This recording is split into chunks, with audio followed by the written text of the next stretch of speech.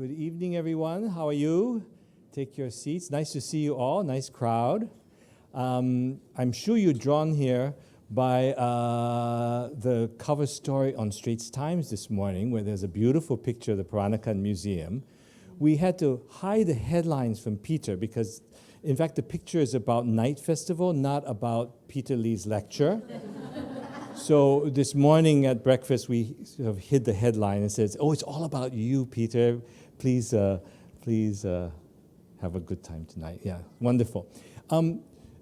It's my great pleasure to introduce Peter Lee, who is a longtime friend of the Asian Civilisations Museum and the Peranakan Museum, and a longtime friend in multiple roles, starting off actually as curator, as consultant, as a thought leader in his field, but also as a big supporter, a donor, someone who put us into contact with lots of experts around the world.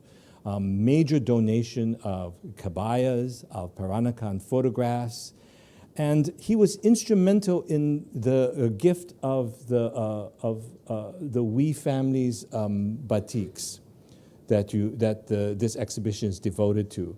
To make a long story short, we were approached with this wonderful collection of 3 generations of batik makers in Pekalongan in Java.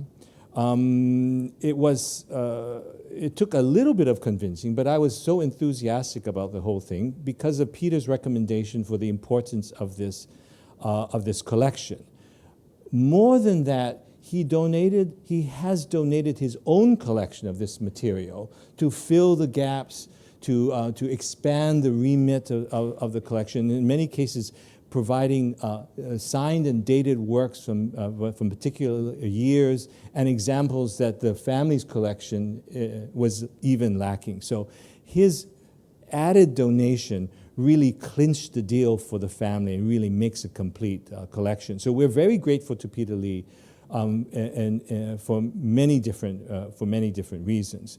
He, along with Naomi Wang, who is here, and Darryl Lim, have curated this exhibition that you see here and written the essays that are in the catalog. And so we're very grateful to them as well. This is the final lecture, the final program in the presentation of this exhibition, expanding its importance and its impact, and fittingly, I think, as you will see, it ends on a high note. So it's my great pleasure to introduce Peter Lee to talk tonight.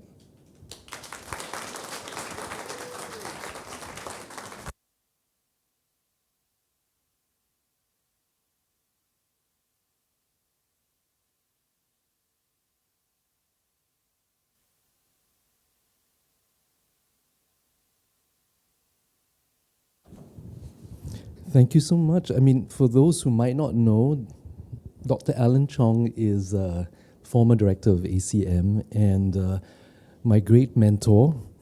And he has, it's been so wonderful to work together with him under his guidance. And he's really shaped how we think, write. He's quite bossy and fierce.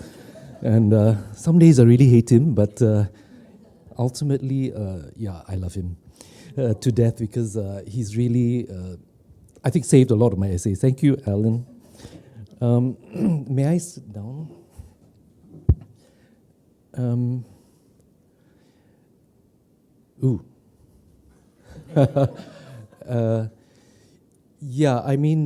I titled it this way because today we're talking about the second of the 3 generations, Nyonya Oeij Kok Sing. And, she looks like everybody's Nyonya grandmother, but and then she does all these crazy psychedelic batiks, and this combination, I think, is just fascinating. So just to kind of go back to what the show is about, Batik Nyonyas, about these 3 generations of women, I think it gives us an amazing opportunity to think of batik beyond what our forebears have done, which is basically to present these marvelous sketches of batik history.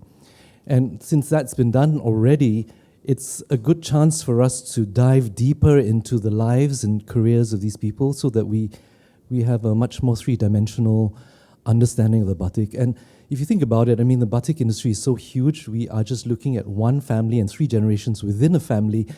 And, just mind-boggling to think how vast this history is and how this is just the tip of the iceberg. So this exhibition is about Nyonya Oeij Kok, her daughter-in-law, Nyonya Oeij Kok Sing, and Nyonya Oeij Kok Sing's daughter, Jane Hendramatono. We played with the title of Nyonyas in this case because it means so many things. It's a gender-based Peranakan identity, number one. Number two, in Bahasa Indonesia, it is just, and during Dutch colonial times, it was a term for Mrs., so we use it in this sense here. Nyonya Oeij Kok is Mrs. Oeij Kok, and these are the names that come after are actually their husbands' names. And thanks to Alan, we decided to use the names they preferred, that how they'd address themselves as artists, because we are trying here to push the idea that these batik makers are artists. So we are using the names they sign their pieces or identify themselves as. So Jane did not call herself Nyonya Jane Hendramatono, and therefore we have dropped that. But for the other ladies, they have used these names to identify themselves on their works or in their other forms of their identity. What is especially compelling is the sense that these ladies do not follow any set idea of how we imagine batik to be, or even tradition, or whether it's something that's passed down from generation to generation as though it were a traditional art. In fact, we can see from the 3 very different styles that it is definitely a modern process. This is not like you see some masters in Japan where they follow the style created by the first patriarch and carry on the designs generation after generation. So we see here quite independent women creating their own art and responding to their times. We have this whole history thanks to this batik collector called Ingham McCabe Elliott, who passed away last year. And there's a bit of a long story. Actually, maybe Naomi would be more familiar with the kind of a background story. But basically, anyway, to cut a long story short, she featured this family. Actually, it was sort of a payback, but that's a bit of a long story. But she had to feature these 3 ladies, and this was so helpful in 1984. It sort of triggered this whole series of things and knowledge that has come down to this exhibition. But without this book, printed in 1984, with this section on the 3 generations, we would not have this show today. So thanks to Ingham McCabe Elliott. I'd like just to present 2 quotations, I think, which sum up a certain feeling about sense of batik making in Pekalongan. And this comes from a Chinese ladies magazine called Fulen or Furen. And it kind of gives this kind of statement about how batik was perceived at that time, right? That it was sort of a women's world. So in Pekalongan and other places such as Lasem and Banyumas, which produce batik in both fine and coarse quality, women are also undeniably the hub around which the whole business evolves. So it's this sense of empowerment for women. It's entrepreneurs who are women who are making their own living. The other big idea, I think, which is kind of rather unusual, is the fact that the best batiks were never seen. And this is indicated by this news report from 1927, where one can go now from shop to shop in Pekalongan to look for a good product, but it will be difficult to succeed. Such products are only made to order and then often for wealthy Chinese ladies. So anything available in the shop would not actually be the best batiks you could see. So these often were acquired and might have been used for dowries or weddings, and maybe or never even used, stacked high and then stored in a chest and not seen the light of day until they reappeared in the secondary market when their descendants sold these treasures. So their history is still to be uncovered. So we are focusing today on Nyonya Oeij Kok Sing, the second generation. As I said, so she's Mrs. Oeij Kok Sing. She was born Ko Cheng Nyo, and today we are going to look at birthright, business, and batik. It's so corny, right, Alan, to do this BBB, but a lot of essay writers like to end up with corny alliterations. Is that right, Dorothy? If we call this alliterations, B, birthright, blah, blah. Anyway, just a rundown of her life. She was born in 1895 in Surakarta or Solo. 1913, at the age of 18, she got married. We presume around then or the end of 1912. Her son was born, eldest son was born in October, so towards sometime in early 1912 or early 1913 or end of 1912. And then followed by the birth of 5 daughters, from 1915 right up to 24. Jinnyo is Jane Henramatono, her youngest daughter. So 1 son and 5 daughters. 1925, her father-in-law, Wee Soon King, passed away. 1929, we have her first dated batik. More about the dated batiks later. 41, her husband, Oeij Kok Sing, dies suddenly from a heart attack in Bandung while out on a business trip. He was her business partner. It is also the year of her last dated batiks. In 1942, you have the Japanese occupation of Java, and the family returned to Surakarta. She was a widow, no husband, so she felt safer with her family. And then in 48, you have what they call the Serangan Surakarta, which is all the political troubles and strife from the fight for Merdeka. So Surakarta was the center of all the fighting, and so the family moved back to Pekalongan, tried to revive batik, and she had tried to also interest some of her daughters to make batik. 1950, her mother-in-law, Nyonya Wee Soon King, passes away, and 66, she suffered diabetes and passed away in 66 on a day of a terrible flood. The family tell me this amazing story. They had to carry her body on a canoe or something to the nearest hospital, and it was very dramatic. And apparently, this death in a flood was predicted by somebody prior to her death.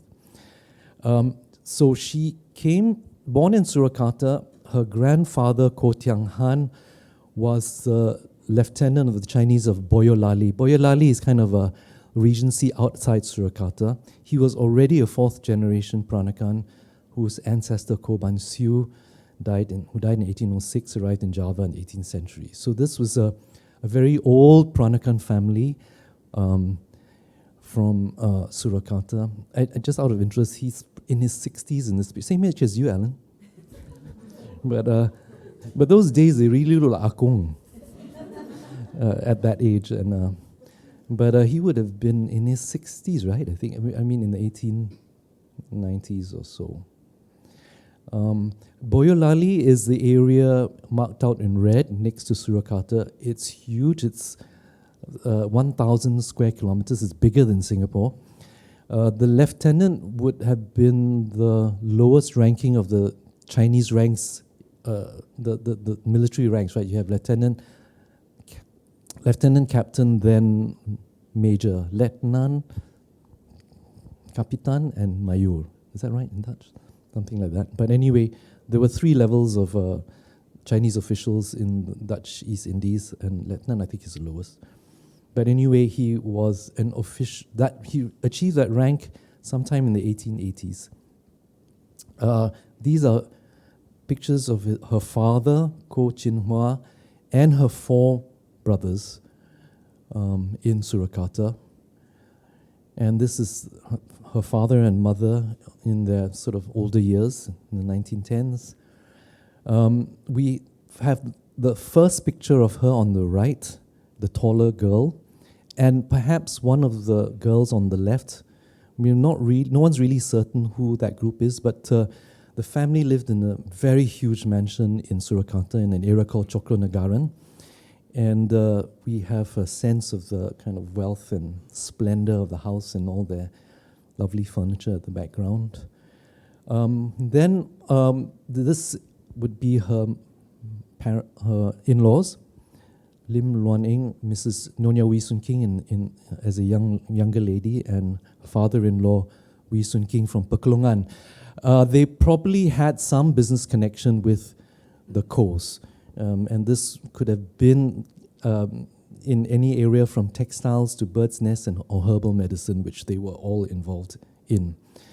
The Oeij family had enough money. We don't really know about their ancestry, except that they are probably from Minbei or sort of Fuzhou people. We don't, according to their tombstones, but we don't really know very much about the Oeijs. But by the time Ko Ching Nio married Oeij Kok Sing, they were living in 3 houses together in the Chinatown Pekalongan. And before his marriage, he was sent to Nanjing to study there. And there are these fun pictures, probably as a student. And the one on the right is signed K.S. Huang, which is how his name would have been. Oeij Kok Sing would be Huang Guo Sheng. So Huang, K.S. Huang. In the 1910s, and more of his pictures as a student. I presume that's sort of a student's uniform on the left. And maybe with a coat preparing to leave for China on the right in the 1910s. Then we have the picture of the young Mrs. Oeij Kok Sing on the right with her eldest child. The caption says he's about 8 months, so this would be sometime in early 1914. And also on the photo on the right, she's seated on the right with her 2 sisters seated as well, and not sure who the children are below, but this could be either the house in Cokronagaran in Surakarta or in Pekalongan. Not really certain. But I think it's interesting how they are dressed in Western style clothes, and in Surakarta they would have worn all kinds of different fashions, and kabaya, sarong, kabaya, these kind of European turn of the century fashions and other styles. Back in Pekalongan in 1920, so this would be one of the younger daughters. We see her now in kabaya, looking more like a mature mother, not such a young newly married wife. And then here, 1925, her father-in-law passes away, and we have a sense of the street where they lived in Jalan Blimbing, with a row of 3 terrace houses behind them. So the family, like many Chinese entrepreneurial families, had a finger in so many business pies. So they were in birds' nests, and unfortunately, increasingly, the rooms upstairs were converted to birds' nest barns, batik making downstairs, and also herbal medicine. So I think there was a lot of fumes and dampness and bird feathers flying around. But a very busy household with a lot going on. I also believe that their interest in these other businesses allowed them to specialize their batik making because they had other sources of income. Nice picture from the 1930s. We can see also now in the kind of newer Chinese fashions. So we see her in kabaya, we see in Western dress, we see her in Chinese, what we call kunsa in sort of Peranakan style, but this sort of 1920s Republican fashion. But the children are all in Western style clothes. And I love this picture from prior to just maybe early 1940s. We see her seated on the left, her mother-in-law, Nyonya Oeij Kok Sing, in the middle, and her husband, Oeij Kok Sing, on the right. And the son, Kong Chien, standing on the left, his wife next to her. There's a lady that's very close to the family who's a cousin. They call her Mahin. And the next running along are all the daughters, with Jinnyo. Anyway, you can see the caption with all the daughters. And then right in the end is the husband of Chong Nyo. So he was the only one married in the 40s. So Oeij Kok Sing died in 1941, so this would have been just before.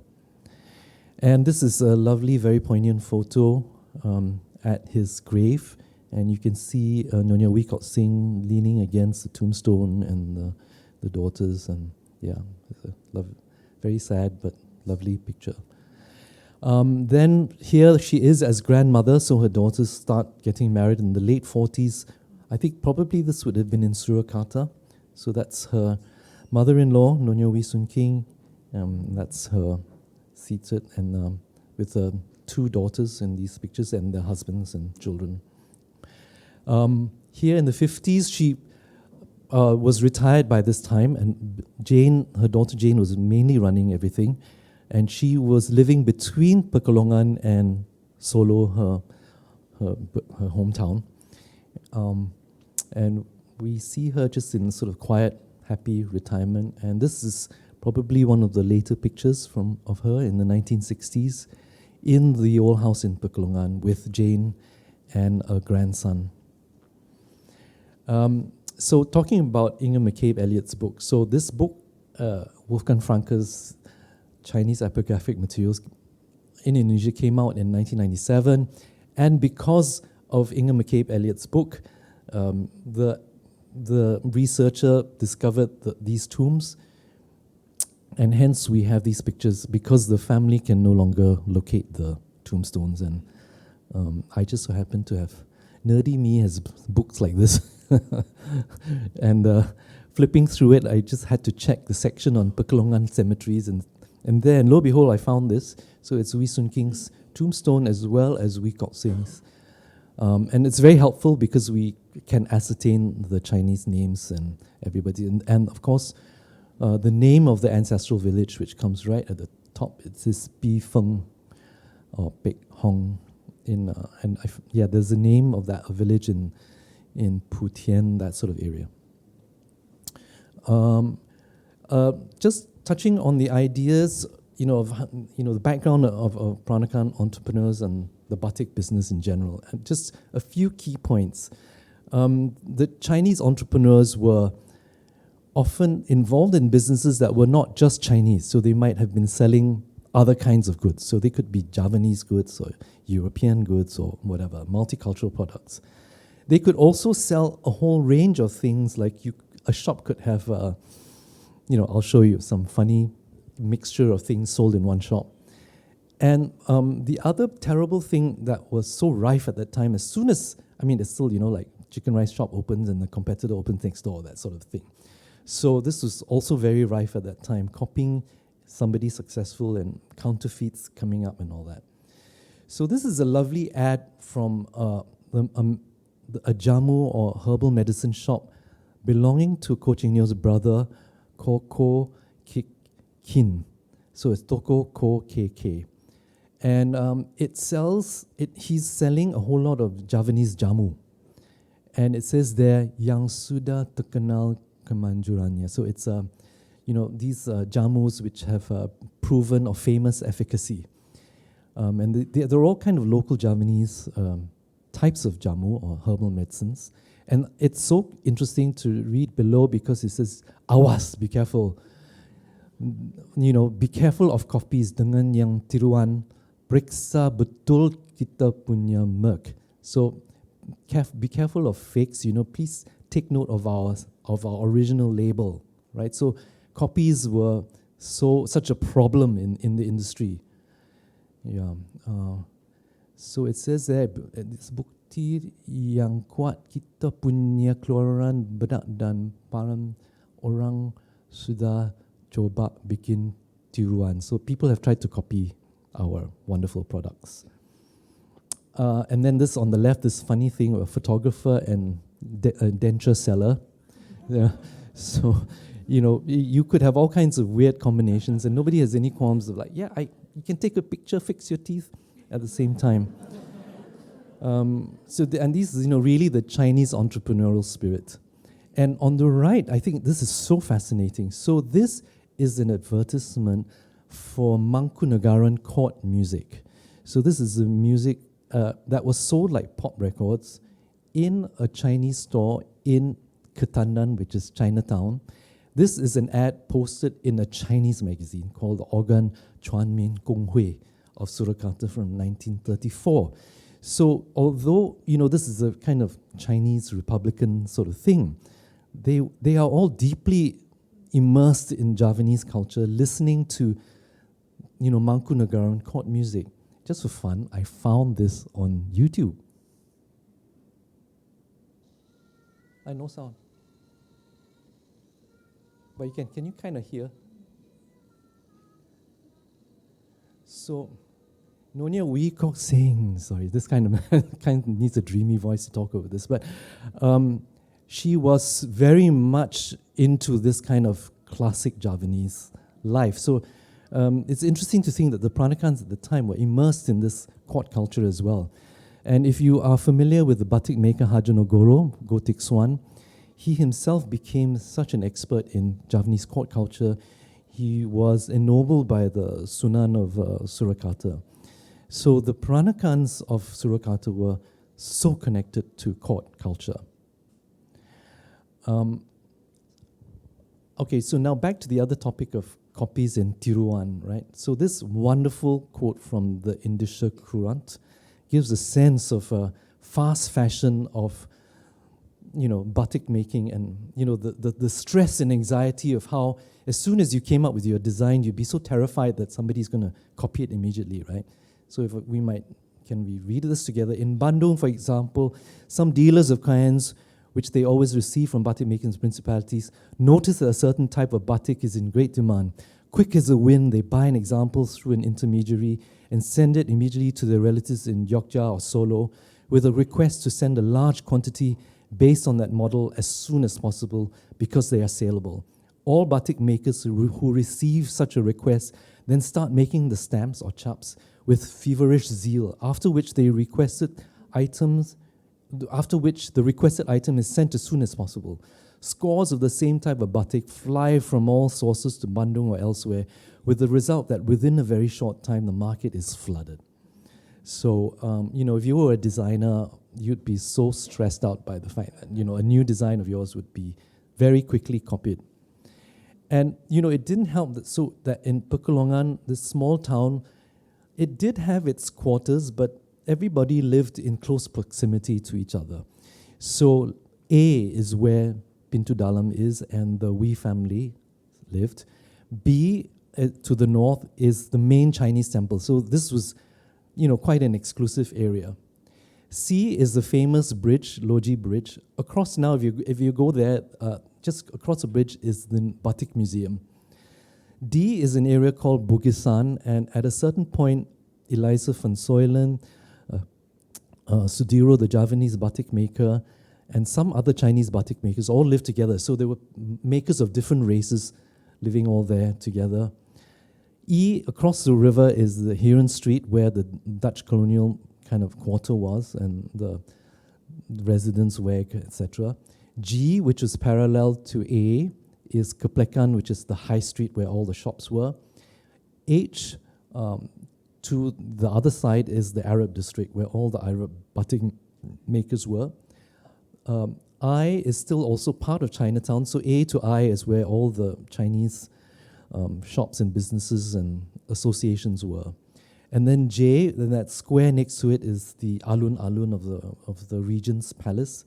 And J is a Kauman where the Javanese batik makers were. But interspersed would have been people of, it was fluid, and people of different races or whatever were all living within that kind of area. Just flashing some pictures. So this is the Heron Street with the Pekalongan River and the edge of Chinatown and Pintu Dalam, which you see the back of the Chinese houses there. And then on the right, you see all the colonial buildings. This is Keplekan, where the batik shops and all the Chinese businesses were. Eliza van Soylen's house in 1923. By that time, she had moved to Herenstraat. And here we have the house of the head of the Arabs in Pekalongan, maybe about the 1900s. A lot of these pictures come from this album, which is on display upstairs, which was presented to the then resident, Mr. Jasper, in 1923 at the first fair or year market in Pekalongan. And that's him the tallest man there on the right, and his wife. And so at the fair, these were all products of Pekalongan. And what's fascinating is that you have all kinds of batiks, and batiks that look like they were made in Central Java. So we see kind of classical Javanese court patterns like the semen and the kawung on the left. As I mentioned, with this issue with copying, anything could be made anywhere, and as a result, we just have to be so careful how we think of batik, because we can't say it's made somewhere just because it looks like it's made somewhere. It could be made anywhere because anyone could be copying any design. And these are batiks made by Eliza van Soylen and I think Jacqueline Charlotte van Arden.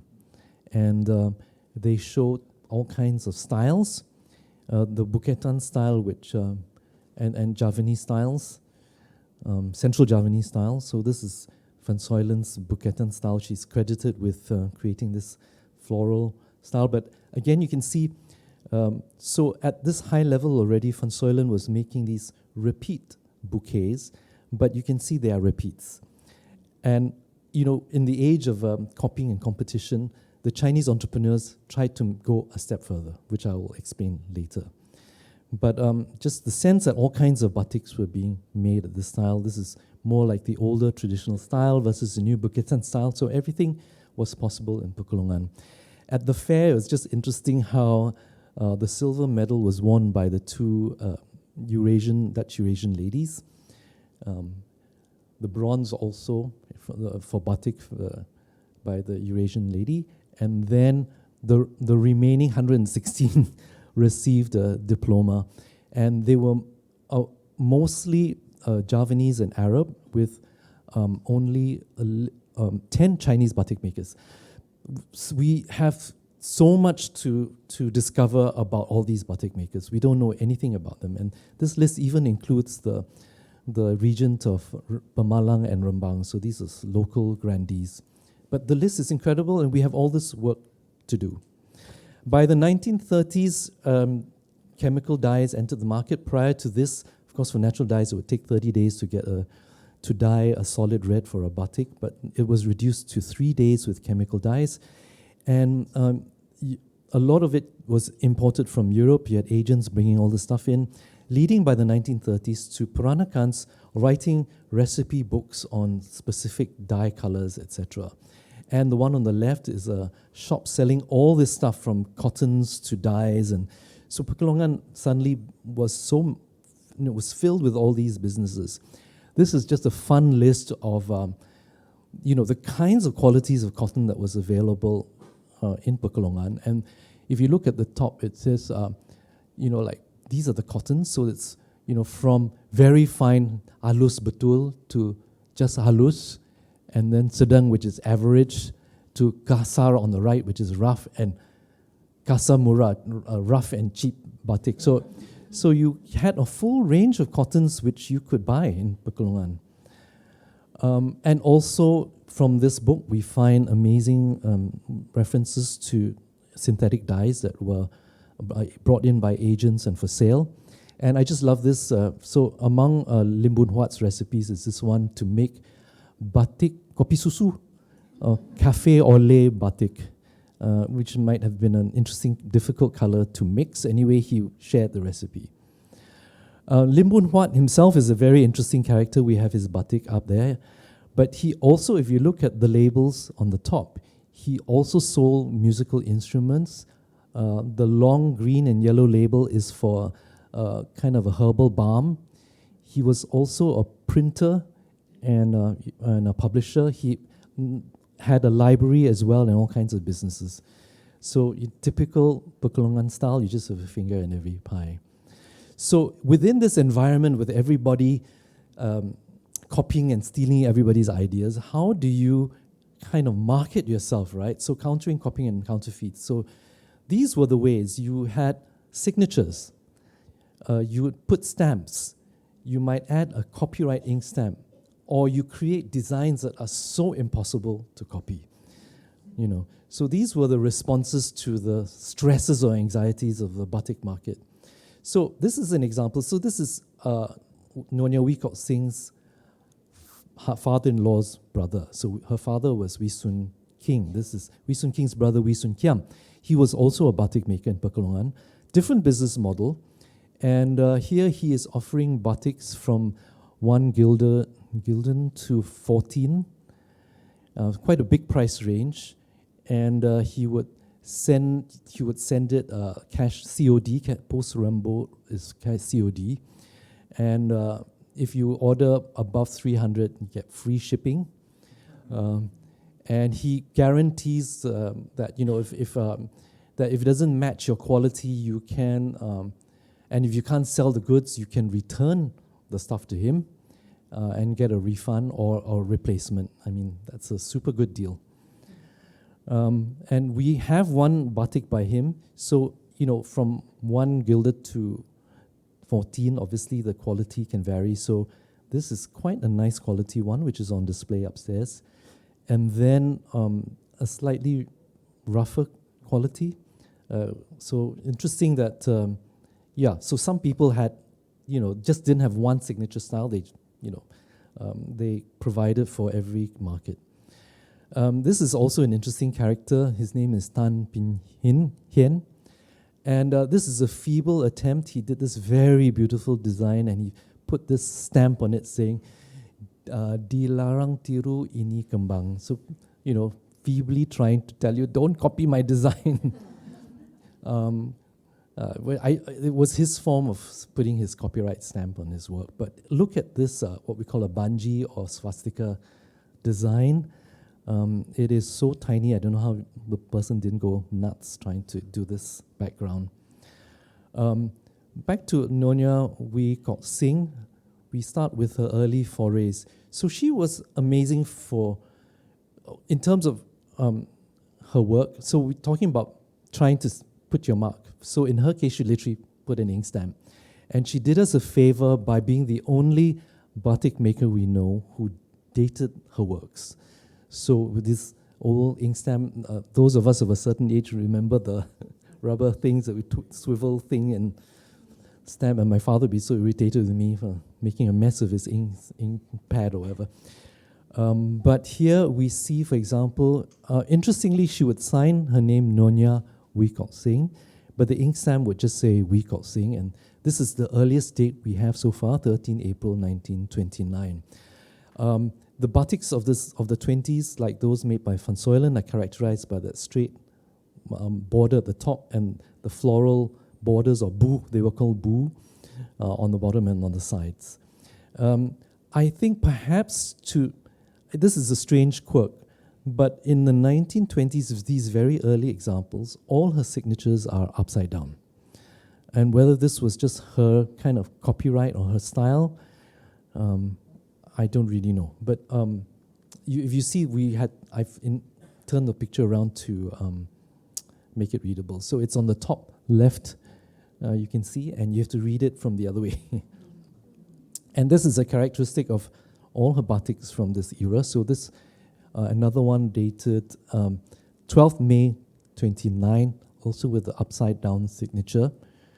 But these are very competent batiks, still within the restrained colors that imitate the natural dye. So we see the reds and blues and a green. These are the old chintz colors, which, although these are with chemical dyes, they still fall back on or echo or resonate, or they kind of echo these older natural dyes and subdued colors. And the same here. So this one was gifted by Agam Riyadi of Jakarta, dated 9th October 29. So again, upside down date, signature, and with this date. Same thing here. So we presume these are all from the 20s, but chemical dyes now, but again, the same palette, what we call the Bang Biru or red and blues, referencing these more somber, although the chemical dyes, the natural colors. But here we see a difference. So we come to 1930s. For some reason, she's decided to shift her signature, not like some of the other Indo-European ladies who had their signatures correctly, when you read it from the Kapala. Nyonya Oeij Kok Sing had to do hers, sing it on the side like this. Perhaps that was again her own style. And then also she dropped the Nyonya, and in this case NJ with a colon, Oeij Kok Sing. But talking about copying, she also copied this design. So that's her copy of a style that came out either by Eliza van Soylen or in like this one, Johanna Jans. So as much as she might have tried to come up with original design, she was also copying what was popular at that time, which I thought was very interesting.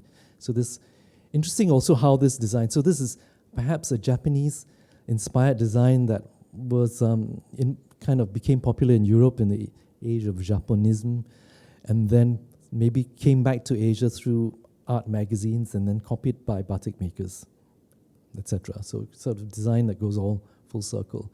Here we have Nyonya Oeij Kok Sing and three of her daughters in the 1930s with her batiks, which she sold at home. So something starts to happen from after 1933. So from just making very beautiful, competent sarongs, we start to see her creative, her energy coming out and her artistry from 1933 to 41. Going back a bit, this is her mother-in-law's response to the whole idea of copying and making things impossible to copy.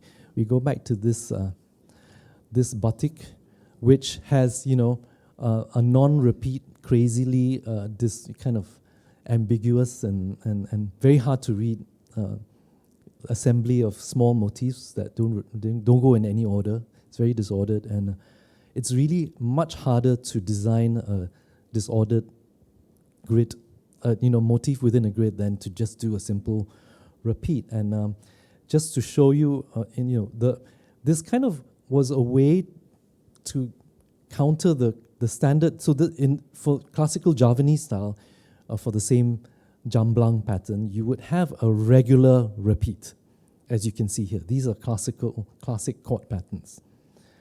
And the same, we see Van Soylen doing this Sido Mulyo design with a bledak background. You see the same motifs repeated in rows. The Garuda La wings, probably a row of jolly or pavilions, and etc., etc. So this follows that chord aesthetic of regularity and repeated regularity. And we see that too going back to this trade textile at ACM, also with very regular repeated motifs. So what these Chinese Peranakans were trying to do was, how do you go one step further and make it so difficult that no one's going to copy your design? So you come up with background tanahan patterns that are unique. So this was a trend that was now in Pekalongan. So makers like Teti Seat, you see here, he came up with a one-off background design which he didn't really repeat. Similarly, we find in other places, in like Kudus, for example, we see people making crazily difficult batiks, intricately drawn batiks, which would have been a nightmare to plan logistically in terms of which color you dye first, etc. And the kind of OCD dotting on it makes life miserable for anyone even thinking of trying to copy this design. And I just would like to draw your attention. So if you look at on the right-hand side, this border is this thick, and we have 4 or 5 bands of patterns, and it's different on both ends. So it was really crazily kind of over the top in terms of trying to be different. So this is really the pinnacle of sort of this kind of batik making. Here we see even in a Tiga Negeri design, so the market demanded this level of batik making. So if you look at each zigzag, the pattern within is all different. It does not repeat. Can you see all the zigzags are not the same? Sometimes they kind of look the same, but they're not the same. And it's sort of a hidden aesthetic because it's not really that obvious, right? I mean, if you're wearing it and walking around, no one's really going to notice. So it's a very private pleasure and made specifically for this very top end of the market. So we come to Oeij Kok Sing trying to strive towards this direction in her batik work from 1930s. We see a sort of bigger effort in terms of her design. So in this case with the cranes and the lotuses and the crazy background patterns that we now see coming up. So like this rice pattern, for example. And also we see the same signature, which is oriented to the side. And now just NJ : Oeij Kok Sing from here onwards. And always to one side. And so what you would do is to make sure you can't be copied because each design is different. So very few of her patterns are the same. Or sometimes some motifs like this peacock feather background we might see. Then we also see a kind of change in the color palette, which was so muted before. And now it's like a, shocking pink and shocking blue and kind of this bright electric blue with a mustard green. It's a very kind of strange and quirky palette that sort of works. So we see strong and muddy colors combined together with unusual background patterns like this triangle one at the top. These kind of they look like cloves below. And then, the muddy browns with the strong blues. And then also what we start to see are leaves that don't bear any resemblance to nature. The earlier pieces all have green leaves. Now we see these are half red, half orange, for example. So we see this increasing playfulness, and the backgrounds become more and more quirky and original. Sometimes we don't even know, are these plants, are these animals, are they sea animals, are they, and it has that wonderful ambiguity, I think, which kind of leads us towards this kind of modernism in her work. They look like modern happy prints as well, but it's all handmade, two-sided waxing. So this is the pinnacle of kind of bespoke batik making. More strange combinations of backgrounds and colors. So here we also see the flowers have this strange blue and shocking pink outlines. They don't actually, they're totally unnatural, right? If you look at the leaves on the right, they are half mustard green, half shocking pink and electric blue, but somehow they all work. These all from the 1930s, so this one dated 36. We see this big change, and it's so different from her earlier period. Then we come to 1938 when we see this advertisement in a ladies' magazine, Manblad Istri, and of a shop in Batavia. And Oeij Kok Sing appears second after Van Soylen. So she had already developed such a great reputation as a batik maker. And we see Teti Seed again there as well. So then we see from the 30s, I think colors become even more intense. Here we see a friend once looked at it and she said, this is proto Yayoi Kusuma. Way ahead of her time. And we see all these floating balls and flowers that, has that sort of polka dotty effect. And again, just one-off, a second has not appeared of this design. And the irregularity again, there's not a regular rhythm of filler patterns or what I call isen within each ball. So it's quite a random arrangement, which, as I said, is harder to design than telling your batik worker to just, someone had to plot this one by one, it's madness. And then we see these amazingly vibrant designs with these floating flowers and these stars or smaller little flowers, and it's just so bold and breathtaking, and again just one off. And then we see, so these are from 39-41. This is 1939. Then we come to 40. Again, we see a shift in her color palette. So more like someone described this as you know what's that ice cream you used to have, like Neapolitan, is it? Ice cream colors of strawberry, chocolate, and vanilla. And these really pale tones. She was so experimental with her colors. It was never just one type. She played around with pale tones, stronger tones, contrasting strong and light. So this one dated 1940, also combines this lime green with the pale blue, again with the strange background of these either sea animals or flowers or seaweed, I have no idea, anemones or flowers or something.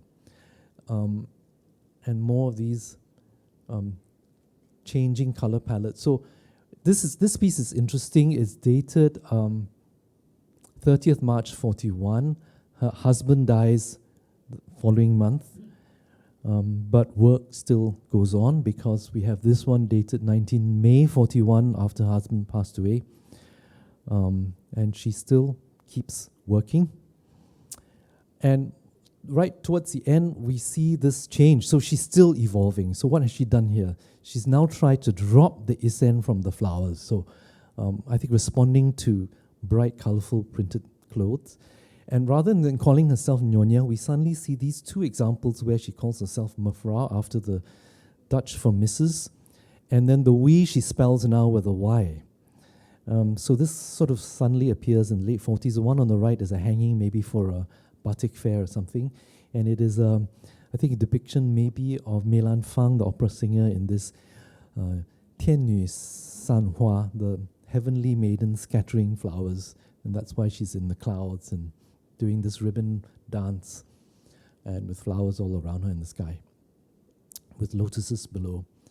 Come 41, she's still pushing boundaries, and now this, mint chocolate expression with bright, very, very bright colored flowers. But again, look at the leaves, half mustard green. She loves this combination. And, very helpful with this date, 9 September 41. You can see here more clearly the dotting in the flowers have dropped to give this much more graphic effect. So then we see after, I believe, when she went back after the war and back to Pekalongan in 48, now we see this spelling OEY, and this is more in line with the new Republican spelling, Indonesian Bahasa spelling, a piece. I think it's still her work. The signature is signed, in this direction. But it was very hard to get her workers back. It also has this OKS stamp.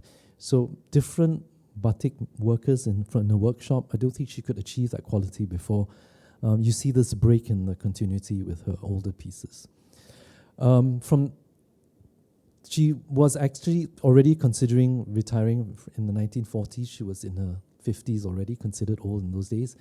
And she sought to try and get her daughters to make batik. And we have these attempts. So this is done with her daughter, Nyonya Oeij Kok Sing, her second or third, I forget, second daughter, I believe.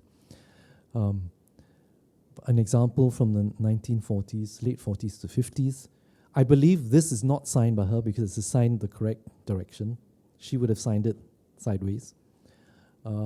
This one is a collaboration with her daughter, Wee Heng Nyo, or also Mrs. Tan Po In, Nyonya Tan Po In.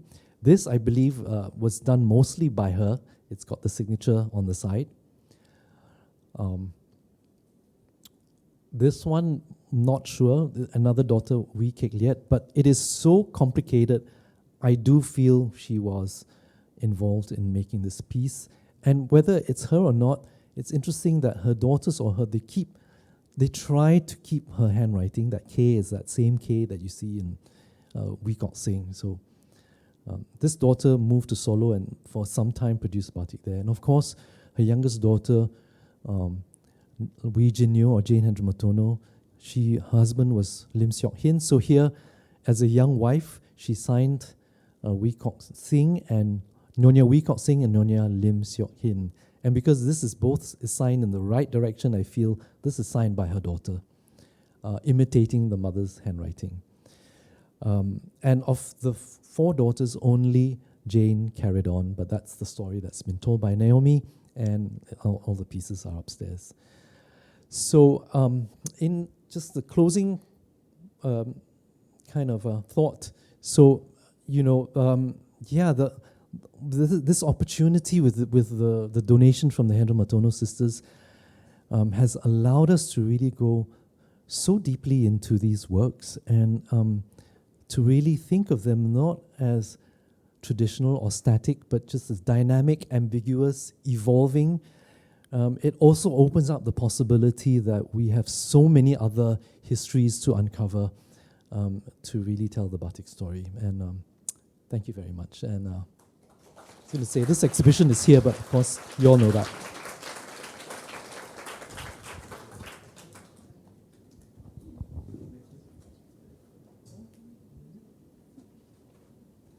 Oops, I took a bit too long. I'm sorry. No, exactly on time. You sit over here.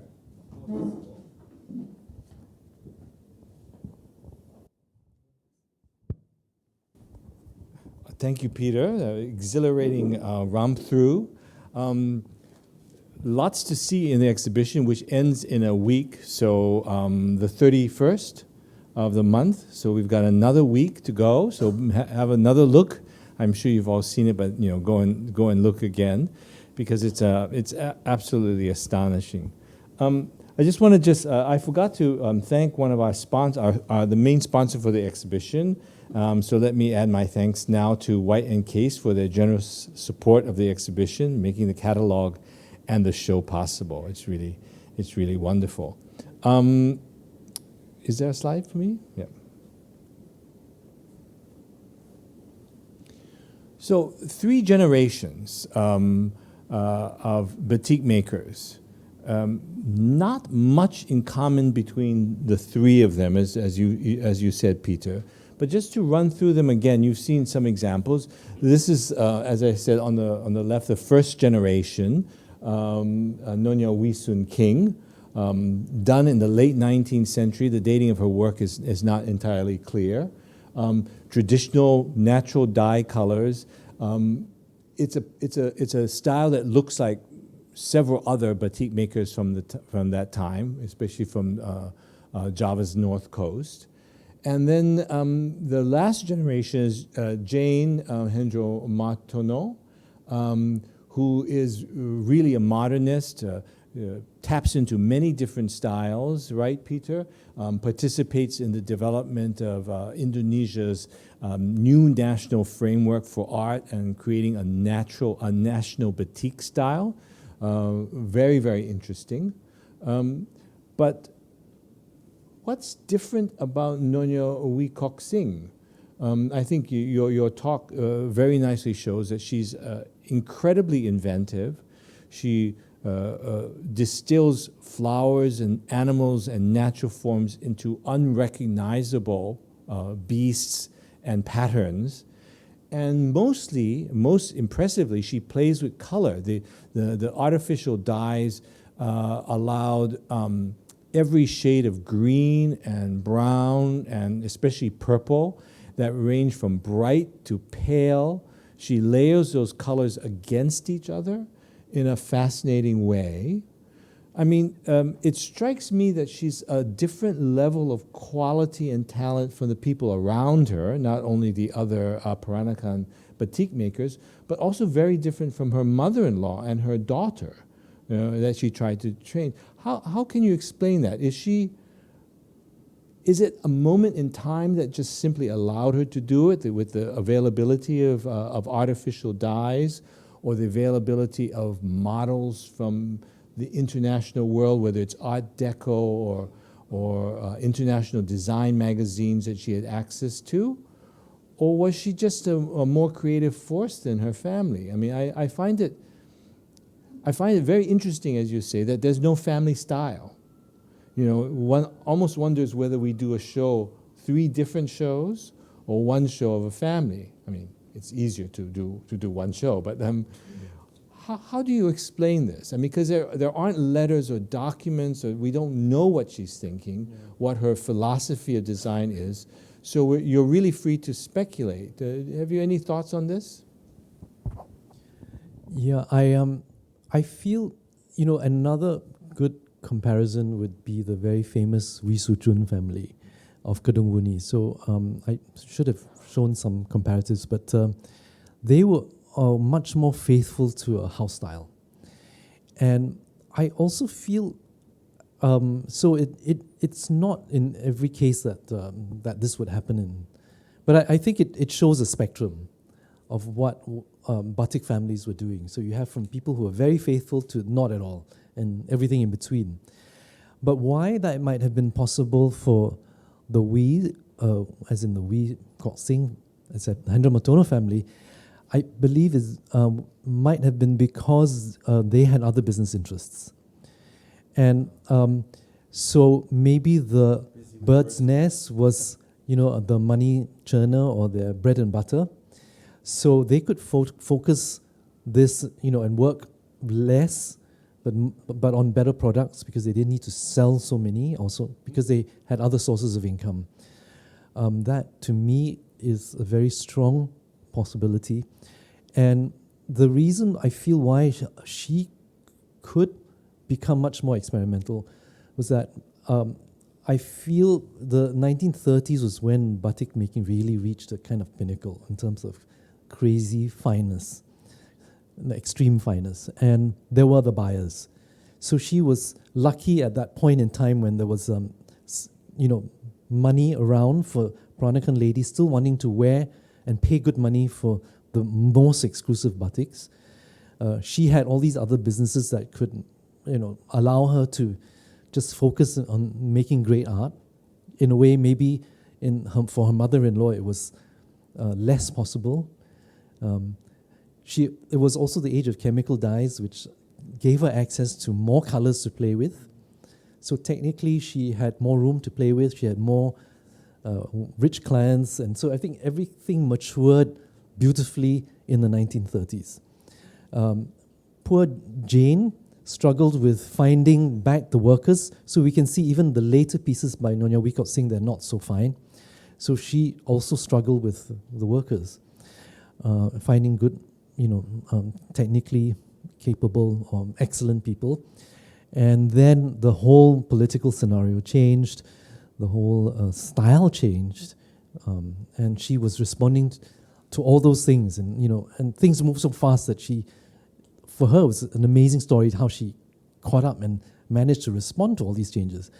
But for Nyonya Oeij Kok Sing, she was, so to speak, spoiled because all these things were stable at a certain time. But actually, the other curious thing, this peak in batik making coincided with the Great Depression, and so I'm not really clear how it all worked economically, but this difficult economic world situation was also the time when Peranakans were producing these crazily, OCD batiks. So so there's a mystery there to be solved. Yeah.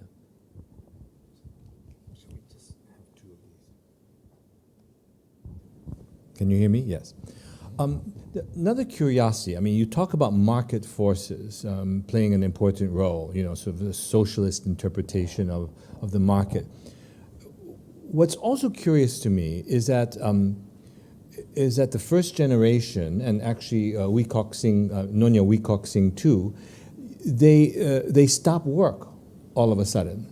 Like they just drop it. It seems. We don't know the reason, and we don't know whether they do one or two things, but they seem to just sort of stop short, like which is not what you associate with a passionate artist, right? An artist should keep going, and even if you're retired, you make one or two experimental examples, and have a special exhibition or a retrospective, that sort of thing.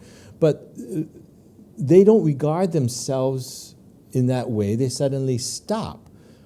But she's someone who signs her work. Is she signing only because of competition? Is she signing because she's an artist? In your essay, for example, you allude to the fact that she might actually see herself as an artist. And the fact that the family saves all of these batiks, it gives a sense that there is an acknowledgement that what they're doing is special and worth saving, at least by the family. Not just souvenirs, but an art form, right? Yeah. Why do they stop, and why does she just, not pick it up ever again? Yeah, I mean, my feeling is that in sort of the traditional Peranakan or Chinese worldview, once you hit a certain age, you're an old person. I mean, I know my mother had that thing. When she hit 60, okay, you're all slaves now, I don't have to do anything, and you children have to do everything for me. It's sort of that kind of a psychological switch in behavior, which I've seen in some relatives. They go like, I'm this age now, you all better this and this and this and that. And I just wonder if that's kind of a thinking where when you hit a certain age, and nowadays we are in our 60s, but we think we're in our 30s, or like you think you're 20 something. In my 60s? Speak for yourself. but I think in those days you tended to want to be older, right? Like you reached a certain sort of seniority, and 50 was, I think, considered really old at that time. So I think she was very eager to rush and hand over. And maybe for Nyonya Oeij Kok, conveniently, her daughter-in-law came along and was very happy to take over, so she could just stop. I'm an old person now, and I want to be grandmother. And then for Nyonya Oeij Kok Sing, you could see from 1939 she was already trying to nudge her daughters into this industry. And then once everyone started to make batik and they all got married, okay, I can stop now and be grandma. I'm just speculating as well. I mean, I think that's very convincing. The other dynamic that you kind of that this scenario raises is that, of course, the mother-in-law is still alive, but she doesn't exert any kind of controlling influence. And Oeij Kok Sing stops, but doesn't really control Jane at all. Yeah. They not only step back from their art, they step back from the next generation, right? There's no family style. They're not saying, well, this is wrong, and where do you get this ugly color? Yeah. I mean, there's no bossiness that we can perceive in terms of generational passing down. You can just imagine living with your mother-in-law who used to make great batiks, or your mother who used to make great batiks. It must have been so intimidating. Yeah. Or was she just happy to raise birds' nests? I don't know. Yeah. No, I mean, just so from interviewing the family, it seems quite clear she just completely stopped. She was staying with her grandchildren and looking after grandchildren. She was quite happy to not be involved at all. Did they not need the money? I mean, did this not make a lot of money so they could just walk away from the business model? I mean, is that another possibility? Well, she set everyone up. So all the daughters were making batik, and they were all had their own businesses and everything. So she was able to step back. I find it very interesting. You showed us nice examples where you have these double signatures, and whoever's signing it, you can just sort of see that sign your stuff and get to work on your own batik style, and only Jane is the one who flourishes. I find that so fascinating. There are a couple additional examples. May I raise the big mysteries that we had of names that cannot be identified that appear on batiks, so that they're somewhat similar names.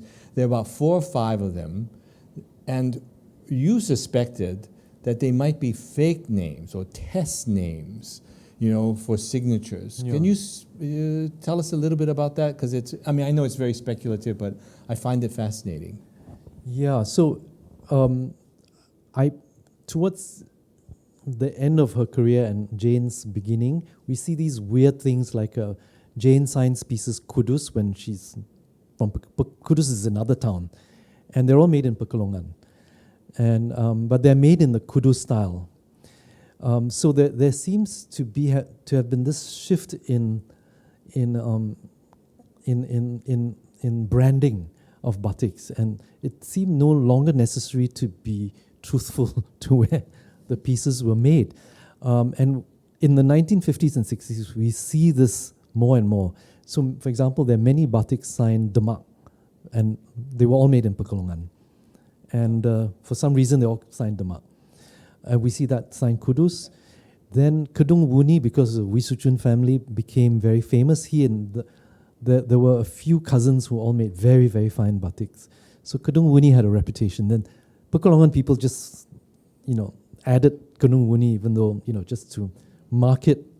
There's this whole thing about copyright and copying, and as much as they tried to preserve their own, designs, they would also try and sneak in some, this sort of thing, you just try your hand at making, tapping on different businesses, I think.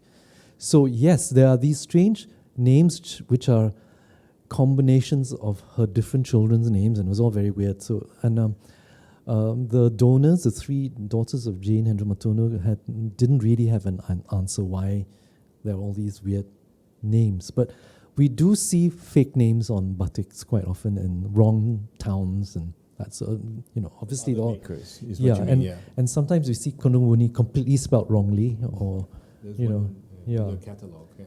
So these things seem quite common in batik making especially in the 50s and 60s. Yeah. So are you saying batik is full of scandal and controversy and like illegal Peranakan activity, like Peranakans generally? Is Yes, that like what you Peranakans want to say? Yeah. So interesting. I mean, there are many mysteries to be solved. I find it very interesting that the annual fair, it's nice that you showed the pages of 120 batik makers. I mean, who won awards, and they're called batik makers in Dutch. And we don't know who they are, right? I mean, only a handful of them can be identified.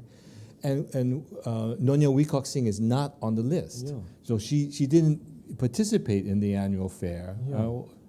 Can you speculate? She didn't make the top 100, or Yeah, it was beneath her? But there's Eliza van Zalen, who's the queen bee of batik making, and no, but quite a lot of good batiks that have come out from the 20s and 30s of the names of the makers we know. They're not in the list as well.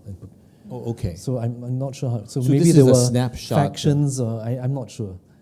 But many. so also Peranakan, they they kicked some people out or excluded some people. Exactly. The Eurasian group, arranged to win all the prizes. Yeah.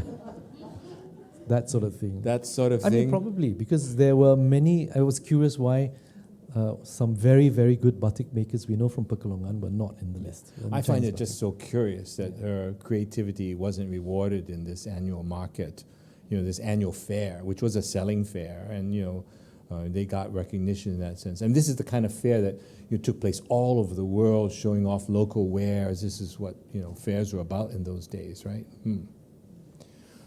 Well, I mean, I'm sure you have lots of questions, so raise your hand. And is there someone with the mic? Thank you. So wait for the mic to ask your question. But please, a question. Many questions. Up here in the front.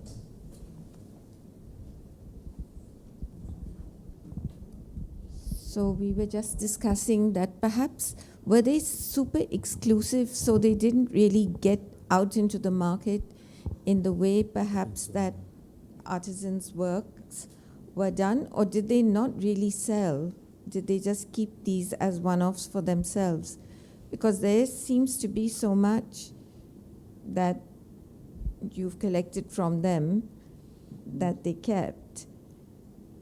And then another question was, in the actual fabric that they used, was there a difference between theirs and, say, something cheaper? So the base material, I think you showed us a chart. Yeah. I forgot what the first question was. the private buyer. Oh yes, I do think that the batik market was so huge. So I believe that the people who would have taken part in this fair would have been much more commercially and business minded. But there would also have been makers like Nyonya Oeij Kok who produce such small quantities that they wouldn't have anything to show because they make one piece and then they sell to somebody. And there would have been a couple of makers working and selling at their level, like that newspaper report which said that you won't see this for sale in the shop. So what we saw in the fair, obviously these makers could produce enough stock to show versus those ladies who wouldn't, those makers who just wouldn't produce enough. And the second question, Oh yes, so we had Mickey and Lynn from the Heritage Conservation Centre that worked on looking at the thread counts, and it was revealing that so they looked at the thread counts of the batiks made by Nyonya Oeij Kok Sing and compared them to those made by other signed Pekalongan makers, and it seemed that all of them use a wide range of qualities. And we thought that everyone would just stick to one, we're so used to thinking of that people had this sort of, corporate branding or, in those days, but I think it was very organic. Yeah, so whatever was available in the market that day, or they ran out of cash and bought a cheaper bolt that day and used up for.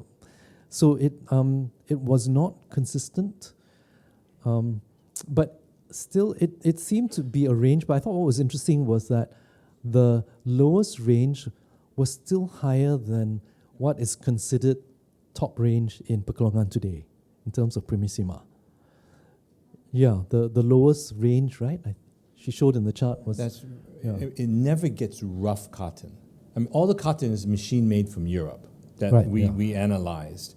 And it never becomes very rough. So there's a range, but it never drops, below to a so certain it wasn't amount. in that cheap and rough category we saw in the last Just list. cheap. Just cheap but good. Cheap and good. Thank you. Excellent. Another question. There was one there. Peter, I have two questions. Just now you mentioned the Heritage Board or something, they measured the thread count. Yeah. Are you able to give me the range of the thread count that they discover so that I know whether Egyptian 300, 500 thread count? And my second question is, Peter, I observed the motif by Nyonya Oeij Kok Sing, the flowers, the different type of flowers. Some I can identify it with nature, but some I can't. So are you able to ascertain from the various motifs that you see whether the flowers that, let's say at one look, you can't recognize whether it's referable to nature or it's a figment of her imagination? Because some of the flowers are very strange flowers which I can't identify. Alien flowers. Yeah, two questions, okay? Thanks. I think the first question is the report is in the catalogue. There's a chart in the book, but there's much more detail at the Heritage Conservation Center with very, very extensive. We just published a selection of the thread count, but it's in the catalog. Yeah, there's a special essay on technical analysis. Are you able just to read off a figure to me so I have some idea what are the thread counts? No, we need the book. Yeah, I don't remember the thread count. Do you? Yeah, I think there might be a copy outside, but maybe I'll flip to the page afterwards for you. And yeah, as to the flowers, actually the one thing I completely, forgot to show was that she had left about 30 sketches, pencil sketches, Nyonya Oeij Kok Sing. And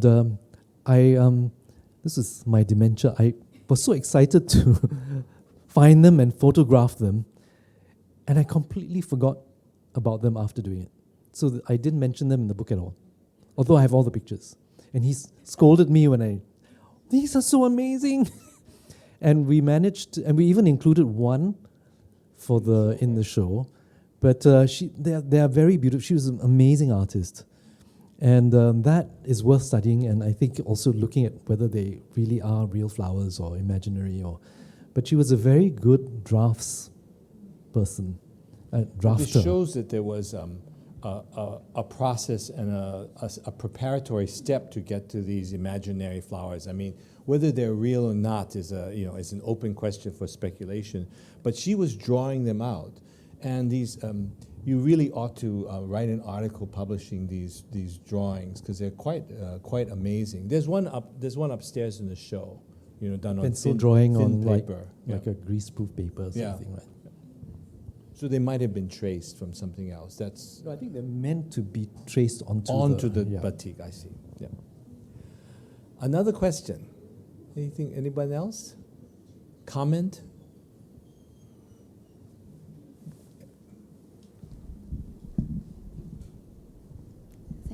Thank you, Peter, for the wonderful talk. When you say they're expensive, how expensive were they? Like Birkin bag expensive, or Michelin meal, 10 of them expensive, or how would you kind of estimate this cost of a valuable piece? I remember working it out once, but I cannot remember anything. That's my honest answer. And I think, I was trying to compare, I think around a certain time, and I can't remember, it was maybe around 1914 or what.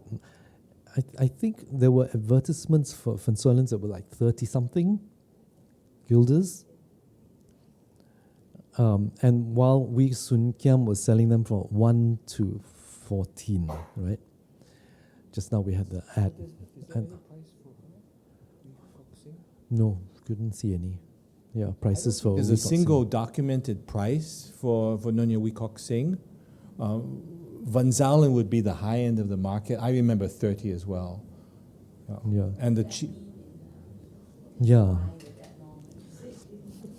Why? I don't know. Yeah, not sure.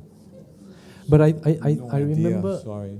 Actually, They're guilders, right? So 30 guilders in the 30s. Yeah. Boy, I have no idea. Hmm. Your question is too difficult for us. Sorry, we failed. Ask ChatGPT what 30 If you guilders want the could wrong buy. answer, you can ask ChatGPT or AI. Anyone else? What was that? Was it 30 users in the 1930s or what? Sorry? I'm also interested to know roughly the cost. Yeah, I mean, I think earlier than the 30s. I think it was like in the 1910s or 15, something like that.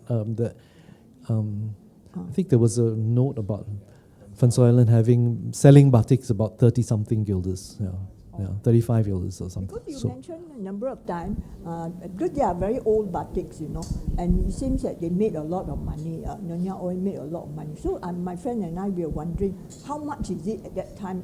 Expenses is a very relative term. It depends. So you have to look at the years that it was. Maybe 30 guilders at that time is one heck of a lot. Yeah. But in present day, it may not be. So Yeah. I'm just curious, but I couldn't hear Yeah. from here. Yeah, unfortunately, more work needs to be done, and I remember taking notes, but I said I can't remember. Sorry.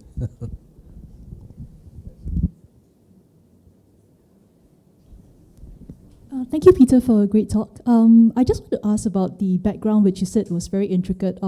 Because print lithography, it's also that intricate, and even when they do chips printing, the background is also in that sense. So the process of batik printing, which is step by step, layer by layer, is the same as print lithography, same as when you print chips and everything.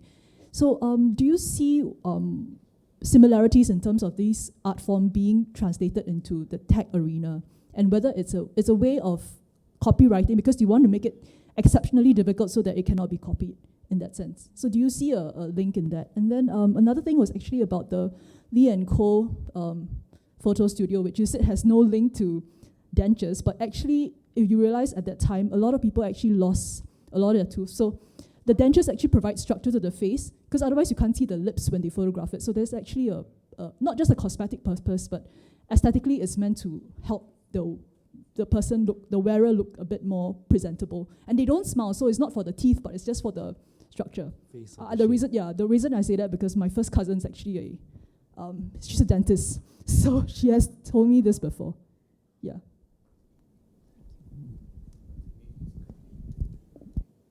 Yeah, I think it's a totally different technique, lithography and chanting work, and also scale. I mean, for batik, you have to work over 2 meters by 1 meter, and and it involves so many other processes, because there's the waxing, there's the dyeing, there's the boiling, there are many, many varied steps made by different people as well. So I just also like to share we had this amazing talk about the emotions in batik making by Dr. Mu from the University of Mataram. And I just loved the idea that he talked about the emotions of batik makers, and that at this level, I just thought it was a nice idea that you cannot be miserable and unhappy when you make such fine batik. So he comes from a community development point of view, and how making batik, you have to be in a certain frame of mind, I suppose, with a lithographer as well. To make good art, you need to be in a certain frame of mind, but also that it was a process where a lot of the makers found solace or happiness or through the process of making batik. And that was just an interesting, yeah, for us especially. And it's just interesting to know that a certain kind of emotion in the process of making these works, which is also would be absent in the context of AI or digital material. So I think the emotional factor is quite nice for batik as well.